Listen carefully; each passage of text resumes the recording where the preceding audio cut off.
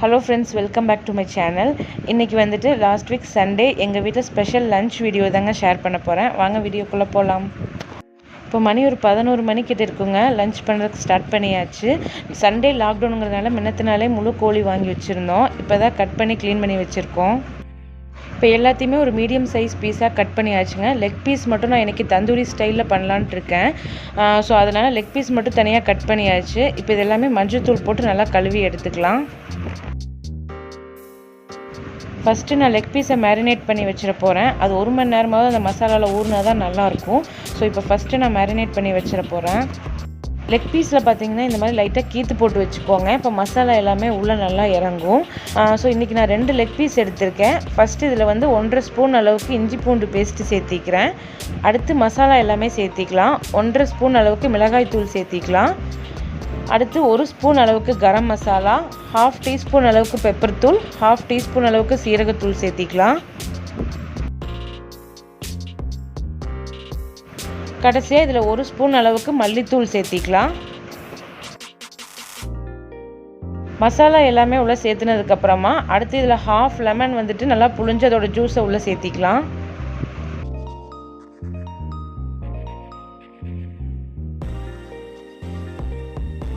அடுத்து இதில் ஒரு 2 டீஸ்பூன் அளவுக்கு தயிர் சேர்த்திக்கலாம்.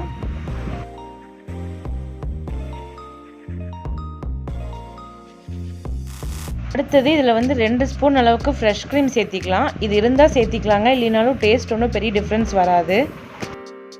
கடைசியாக இதில் 1.5 டீஸ்பூன் அளவுக்கு சோயா சாஸ் சேர்த்திக்கலாம். சேர்த்திட்டு இப்போ இது எல்லாத்தையுமே நல்லா மிக்ஸ் பண்ணி விட்டுக்கலாம்.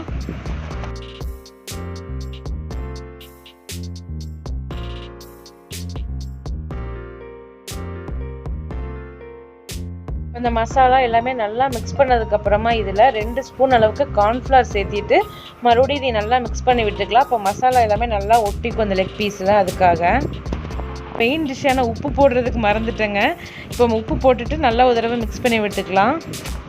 நல்லா மிக்ஸ் பண்ணியாச்சு. இப்போ மினிமம் 1 மணி நேரமாவது இது மேரினேட் ஆகணும். ஸோ 1 மணி நேரத்துக்கு நான் இப்போ இதை ஃப்ரிட்ஜில் வச்சிட போகிறேன். இப்போ லெக் பீஸை மேரினேட் பண்ணி ஃப்ரிட்ஜில் வச்சாச்சு. இப்போ அடுத்த வேலை பார்த்திங்கன்னா எங்கள் அடுப்பில் வந்துட்டு ஃபஸ்ட்டு சிக்கன் கிரேவி செஞ்சிடலான்னு சொல்லிட்டு தாளித்து விட்டுட்ருக்கேன். இது சிம்பிளான சிக்கன் கிரேவி தாங்க. வெங்காயம் தக்காளி போட்டு சிக்கன் மசாலா எல்லாமே போட்டு செய்கிற கிரேவி தான். சிக்கன் கிரேவி வீடியோ நான் ஏற்கனவே போட்டிருந்ததுனால அது பெருசாக நான் கவர் பண்ணலைங்க. நான் இப்போ கழுவி வச்சுருந்த அந்த சிக்கனில் பார்த்தீங்கன்னா ஒரு 1 கிலோ அளவுக்கு நான் கிரேவியில் ஆட் பண்ணிட்டேன். அடுத்து ஒரு 1/4 கிலோ அளவுக்கு மீதி பிரியாணிக்காக எடுத்து வச்சுருக்கேன். இந்த சைடு குக்கர் வச்சுருந்தேன் பார்த்தீங்களா, அதில் 1.5 டம்ளர் அளவுக்கு நான் சாப்பாட்டு அரிசி தாங்க ஊற வச்சுருந்தேன். அது இப்போ அந்த குக்கரில் வேக போட்டு வடித்து வச்சுருக்கேன் பிரியாணிக்காக. இப்போ கிரேவி வந்து அந்த அடுப்பில் மாற்றி வச்சுட்டு மண் சட்டி வச்சு இப்போ பிரியாணிக்கு தாளித்து விட போகிறேன். இப்போ மண் சட்டியில் ஒரு 4 ஸ்பூன் அளவுக்கு கொஞ்சம் தாராளமாகவே எண்ணெய் சேர்த்திட்டு ஸ்பைசஸ் எல்லாமே ஆட் பண்ணிக்கலாம். இந்த பட்டை, கிராம்பு, கல்பாசி, பிரியாணி எல்லாம் இதெல்லாமே சேர்த்திக்கலாம். இன்றைக்கி வந்துட்டு சிக்கன் இந்த நார்மலாக பிரியாணிக்கு தாளிச்சுடுற மாதிரி தாளித்து விட்டுட்டு வேக வச்ச அரிசி சாப்பாடு இருக்கும் பார்த்திங்களா, அதை உள்ளே போட்டு மிக்ஸ் பண்ணி க்ளோஸ் பண்ணி தம் போட போகிறோம். நான் ஒரு 3 பெரிய வெங்காயத்தை ஸ்லைஸ் பண்ணி வச்சுருந்தேன். இப்போ வெங்காயத்தூள்ள சேர்த்து வெங்காயம் வந்து நல்லா ஒரு 3 நிமிஷத்துக்கிட்ட நல்லா வதங்கினதுக்கு அப்புறமா இதில் 1 கையளவுக்கு புதினா இலையும் 1 கையளவுக்கு மல்லித்தலையும் சேர்த்திக்கலாம். சேர்த்திட்டு எகைன் ஒரு 2 நிமிஷத்துக்கு நல்லா வதக்கி விட்டுக்கலாம். இப்போ வெங்காயம் நல்லா வதங்கினதுக்கு அப்புறமா இதில் 2 பெரிய தக்காளி வந்து நான் கட் பண்ணி வச்சுருந்தேன். அதையும் உள்ளே சேர்த்திக்கலாம். சேர்த்திட்டு நல்லா மிக்ஸ் பண்ணி விட்டுக்கலாம். அந்த சைட் பார்த்திங்கன்னா கிரேவியும் நல்லா கொதிச்சிட்ருக்கு. தக்காளி வெந்துட்டு இருக்கும்போதே இதில் இஞ்சி பூண்டு பேஸ்ட்டு சேர்த்திக்கலாங்க. ஒரு பெரிய ஸ்பூனில் 3 ஸ்பூன் அளவு இருக்க மாதிரி சேர்த்திக்கலாம். சேர்த்திட்டு இது நல்லா மிக்ஸ் பண்ணி விட்டுக்கலாம். தக்காளி வந்துட்டு நல்லா ஸ்மாஷ் ஆகணும். ஒரு 2 நிமிஷத்துக்கு நல்லா வதக்கி விட்டுக்கலாம். நான் ஃபஸ்ட்டே வந்துட்டு ஆயில் சேர்த்தும் போதே கூட கொஞ்சம் நெய் சேர்த்தணும்னு நினச்சேன், பட் மறந்துட்டேங்க. இப்போ இந்த டைம் தக்காளி நல்லா வெந்துட்டுருக்க டைம்லேயே வந்துட்டு ஒரு 3 ஸ்பூன் அளவுக்கு நான் வந்துட்டு நெய் சேர்த்திக்கிறேன்.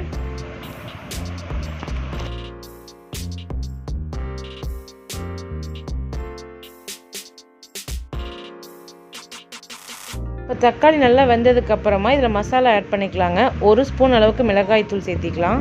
அடுத்து 1 ஸ்பூன் அளவுக்கு கரம் மசாலாவும் 2 ஸ்பூன் அளவுக்கு பிரியாணி மசாலாவும் சேர்த்திக்கலாம்.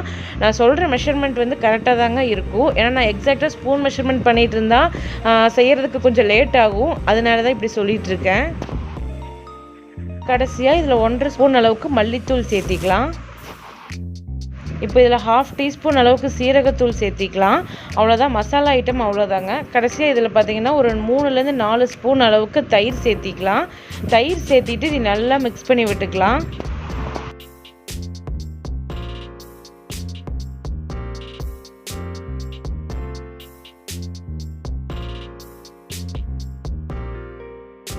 அடுத்து இதில் ஒரு 1/2 லெமன் ஜூஸை நல்லா புழிஞ்சு விட்டுக்கலாம். புழிஞ்சு விட்டுட்டு அதுக்கப்புறமா எடுத்து வச்சுருக்க 1/4 கிலோ சிக்கனையும் உள்ளே சேர்த்து நல்லா மிக்ஸ் பண்ணி விட்டுக்கலாம். சிக்கன் வந்து நல்லா குக் ஆகணுங்க. குக் ஆனதுக்கப்புறமா தான் நம்ம சாப்பாடை போட்டு மிக்ஸ் பண்ண போகிறோம். ஸோ சிக்கன் வேகிறதுக்கு வந்து நம்ம ரொம்ப தண்ணி சேர்க்கணுங்கிறது கிடையாது. ஏன்னா சிக்கன்லேருந்தே தண்ணி வரும். ஸோ 1/2 டம்ளர்லேருந்து ஒரு 3/4 டம்ளர் அளவுக்கு சேர்த்துனோம்னா போதும். நான் இன்றைக்கி தண்ணிக்கு பதிலாக பக்கத்தில் வந்து சிக்கன் கிரேவி நல்லா கொதிச்சிட்ருக்கு பார்த்தீங்களா? ஸோ அந்த தண்ணி மாதிரி இருக்கிறத மட்டும் கொஞ்சமாக ஒரு 3/4 டம்ளர் அளவுக்கு வடித்து நான் உள்ளே சேர்த்திக்க போகிறேன். இப்போ இது நல்லா வேகட்டும். இப்போ பிரியாணிக்கு தேவையான அளவுக்கு உப்பு சேர்த்திட்டு நல்லா மிக்ஸ் பண்ணி விட்டுடலாங்க. இனி சிக்கன் நல்லா வேகட்டும். ஸோ இப்போ ஒரு 15 நிமிஷம் கிட்ட ஆயிடுச்சுங்க. சிக்கன் வந்து நல்லா வெந்துருச்சு. பாருங்கள் எவ்வளோ தண்ணி வந்திருக்குன்னு. இப்போ இது வந்து நம்மளுக்கு கரெக்டாக இருக்கும். நம்ம சாப்பாடை போட்டு மிக்ஸ் பண்ணி வச்சு தம் போடுறதுக்கு கரெக்டாக இருக்கும். ஸோ இப்போ நான் வடித்து வச்சுருக்க சாப்பாடு எல்லாத்தையுமே உள்ளே சேர்த்திக்கலாம்.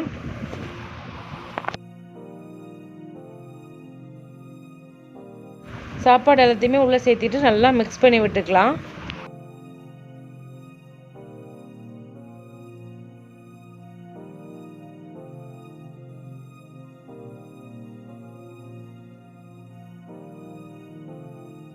அந்த சைடு வந்துட்டு கிரேவி ரெடி ஆயிடுச்சுங்க. நான் அடுப்பை ஆஃப் பண்ணி க்ளோஸ் பண்ணி வச்சுட்டேன்.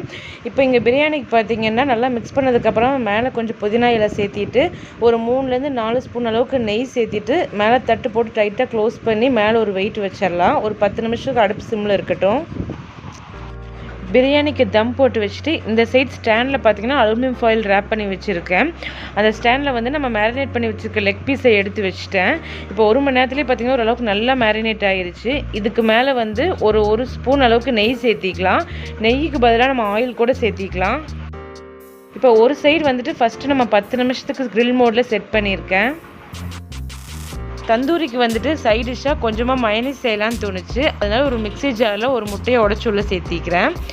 இப்போ இந்த முட்டைக்குள்ளேயே வந்துட்டு ஒரு 1/2 டீஸ்பூன் அளவுக்கு உப்பும் 1/2 டீஸ்பூன் அளவுக்கு பெப்பர் தூளும் சேர்த்திக்கலாம்.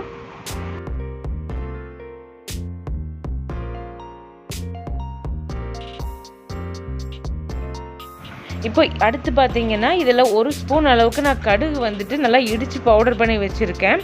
இப்போ இந்த பவுடர் பண்ண கடுகு பொடியும் உள்ளே சேர்த்திக்கலாம்.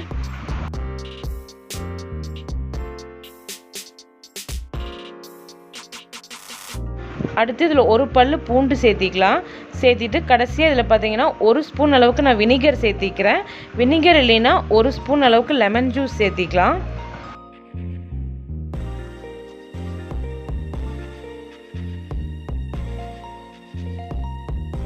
இப்போ அதெல்லாமே சேர்த்துனதுக்கப்புறமா ஒரு 2-3 டைம் நம்ம மிக்ஸியை ஆஃப் பண்ணி ஆன் பண்ணி அடித்து எடுத்துட்டோம்னா லைட்டாக இந்த மாதிரி நுரையாக வரும். இந்த டைமில் வந்துட்டு நம்ம ஃபஸ்ட்டு ஒரு 1/4 டம்ளர் அளவுக்கு ஆயில் உள்ளே சேர்த்திட்டு மறுபடியும் ஒரு 3-4 டைம் இதே மாதிரி அடித்து எடுத்துக்கலாம். இப்போ நான் ஆயில் சேர்த்து ஒரு 4-5 டைம் ஆன் ஆஃப் பண்ணி எடுத்ததுக்கப்புறமா மறுபடியும் செகண்ட் டைம் கொஞ்சமாக ஒரு 1/4 டம்ளர் அளவுக்கு ஆயில் சேர்த்திட்டு மறுபடியும் அதே மாதிரி ஒரு 4-5 டைமுக்கு ஆன் பண்ணி ஆஃப் பண்ணி அடித்து எடுத்துக்கலாம். இப்போ இந்த மாதிரி நல்லா க்ரீமியாக வந்ததுக்கப்புறமா கடைசியாக இதில் ஒரு 1/2 டீஸ்பூன் அளவுக்கு சுகர் சேர்த்திக்கலாம். சேர்த்திட்டு மறுபடியும் மிக்ஸியை ஒரு 2 டைம் ஆன் ஆஃப் பண்ணி எடுத்துக்கலாம், அடித்து எடுத்துக்கலாம். அவ்வளோதாங்க, சூப்பரான mayonnaise சீக்கிரமாக ரெடி ஆயிரும்.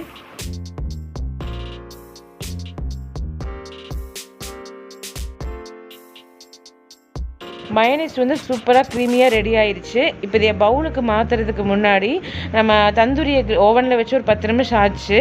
இப்போ அதை எடுத்து மறுபடியும் இன்னொரு சைடு திருப்பி மறுபடியும் ஒரு 10 நிமிஷத்துக்கு செட் பண்ணிடலாம்.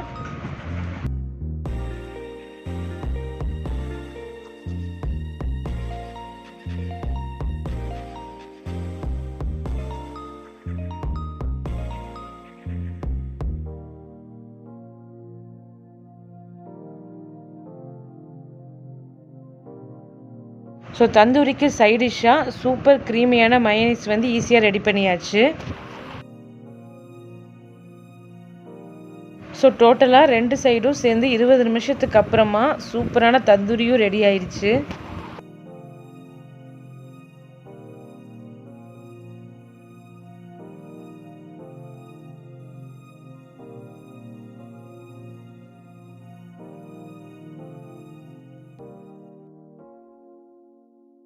ஸோ இன்றைக்கி ஸ்பெஷல் லஞ்ச் பார்த்தீங்கன்னா chicken biryani, chicken gravy, tandoori chicken, mayonnaise, அப்புறம் இந்த சைடு ஒயிட் ரைஸும் ரசமும்.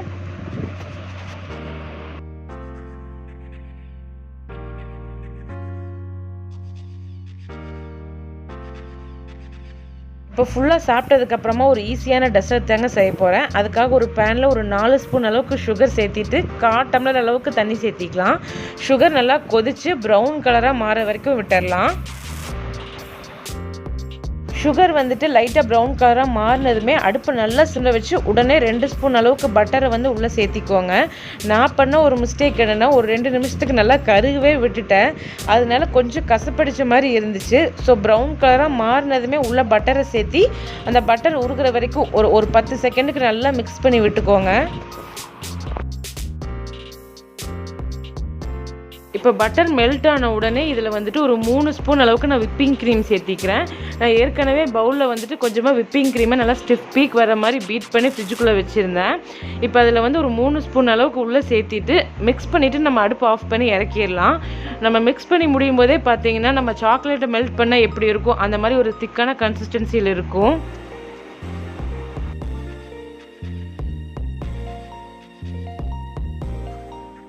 இப்போ ஒரு கேக் பேன் எடுத்துக்கேன். அதுக்கப்புறம் இந்த சைடு வந்துட்டு நம்ம ரெடி பண்ணி வச்சுருக்க மிக்சர் ஒரு அளவுக்கு ஆறுனதுக்கு அப்புறமா ப்ரெட்டை வந்துட்டு உள்ளே டிப் பண்ணிவிட்டு ஒரு அந்த கேக் பேனுக்குள்ளே வச்சிடலாம். ஒரு கீழே பேஸான ஒரு லேயர் மாதிரி செட் பண்ணிக்கலாம்.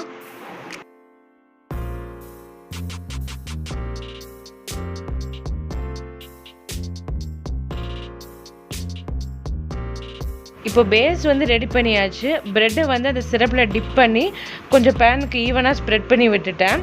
அடுத்த லேயருக்கு பார்த்தீங்கன்னா நான் விப்பிங் க்ரீம் வந்து ஸ்டிஃப் பீக் வர மாதிரி பீட் பண்ணி வச்சுருந்தேன். இப்போ அது எல்லாத்தையுமே அடுத்த லேயருக்கு கவர் பண்ணிக்கலாம்.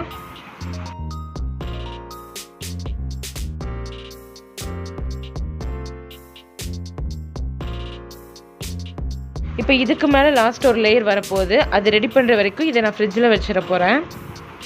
அடுத்த லேயருக்கு பார்த்தீங்கன்னா சாக்லேட் தாங்க மெல்ட் பண்ணி சேர்த்த போகிறேன். அதுக்காக கொஞ்சமாக டார்க் சாக்லேட்டை கட் பண்ணி உள்ளே சேர்த்து மெல்ட் பண்ணிக்க போகிறேன். இப்போ மெல்ட் பண்ணி வச்சுருக்க சாக்லேட் வந்து ஒரு அளவுக்கு ஆறிடுச்சு.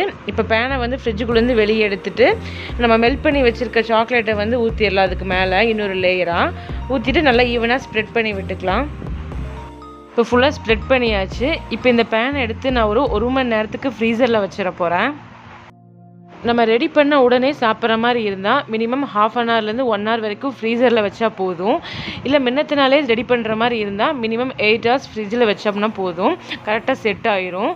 ஸோ இப்போ நான் 1 மணி நேரம் ஃப்ரீசரில் வச்சுருந்தேன். இப்போ கட் பண்ணும்போது பாருங்கள் கரெக்டான லேயர் சூப்பராக கட் ஆகி வரும்.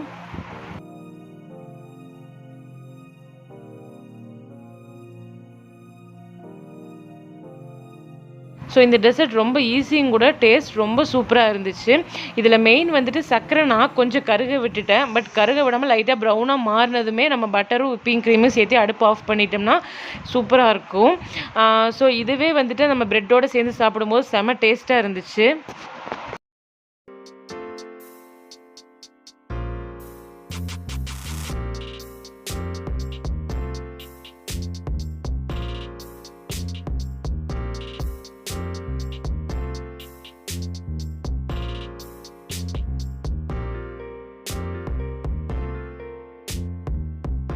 ஸோ அவ்வளோதாங்க, இதோட இந்த வீடியோவை நான் முடிச்சுக்கிறேன். இந்த வாரம் சண்டே ஸ்பெஷல் எங்கள் வீட்டில் இதுதாங்க. உங்கள் எல்லாத்துக்கும் இந்த வீடியோ பிடிச்சிருக்குன்னு நினைக்கிறேன். பிடிச்சிருந்தா லைக் பண்ணுங்கள், கமெண்ட் பண்ணுங்கள், ஷேர் பண்ணுங்கள். மறக்காமல் சேனலை சப்ஸ்கிரைப் பண்ணி சப்போர்ட் பண்ணுங்கள். தேங்க்யூ.